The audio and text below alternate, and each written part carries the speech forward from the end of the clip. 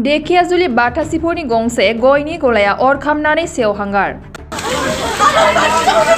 दिनै फुंनि 9 रिंगासोआव धेकियाजुलि रेलवे स्टेशननि साखाथियावनो थानाय बाथासिफोरनि सुबित बसुमतारीनि गंसे गयनि गलाया अर नांना दसेनो सेवहांगार जायो।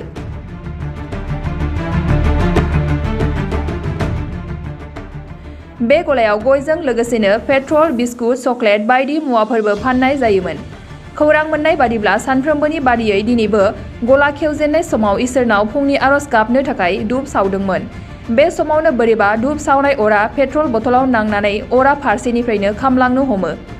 बेखौ नुनानै साखाथियाव थानाय बयबो खोमोरनो नाजायो नाथाय नाजासेयावबो खोमोरनो हायाखिसै।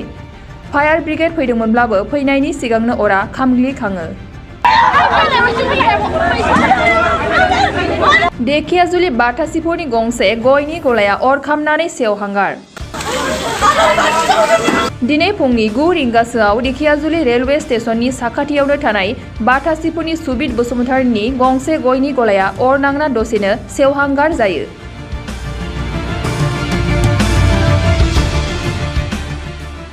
बे गलायाव गयजों लोगोसेनो पेट्रल, बिस्कुट, चकलेट बायदि मुवाफोरबो फाननाय जायोमोन।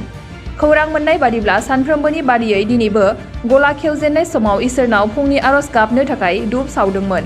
बे समावनो बोरैबा धूप सावनाय अरा पेट्रल बथलाव नांनानै अरा फारसेनिफ्रायनो खामलांनो हमो। बेखौ नुनानै साखाथियाव थानाय बयबो खोमोरनो नाजायो नाथाय नाजासेयावबो खोमोरनो हायाखिसै। फायार ब्रिगेड फैदोंमोनब्लाबो फैनायनि सिगांनो अरा खामग्लिखाङो। बिटिआर हालामनि थाखाय मोनसे गोजोनथाव खौरां। 68थि भारत रत्न लोकप्रिय गपिनाथ बरदलै ट्रफी जोलुर बादायलायनाय। बे बादायलायनायखौ गिबि खेबनि थाखाय बिटिआरनि सिङाव थानाय चिरां जिल्लायाव सोलिफुबाय थानाय मार्च दाननि गेजेराव खुंफुंनाय जागोन। Guwahati sports association in association with Subungthi फाउन्डेशननि बानजायनायाव देग्लाय चिरां थाइखाजरानि राइन' क्लाब गेलेग्रा फोथाराव 2022 इं 25 मार्चनिफ्राय जागायनानै 30 मार्चसिम जोबथा बादायलायनाय जागोन। गासै मोनब्रै गेदेर जोलुर क्लाबफोरनि गेजेराव बे बादायलायनाया जागोन। बे गेदेर जोलुर क्लाबफोरनि मुंफोरानो जाबाय North East United FC, United Chirang Duar FC, चिलं लाजं FC आरो आसाम रेजिमेन्टेल सेन्टार।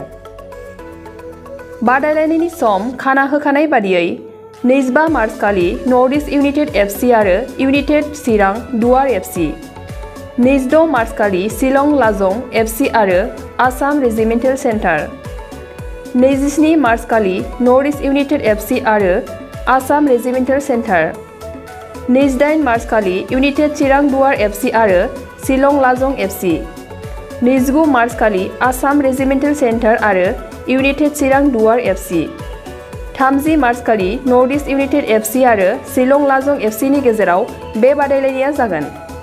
जानो थांनाय बे बादायलायनायनि टिकेटखौ दानिफ्रायनो टिकेट काउन्टाराव होनाय जाबाय।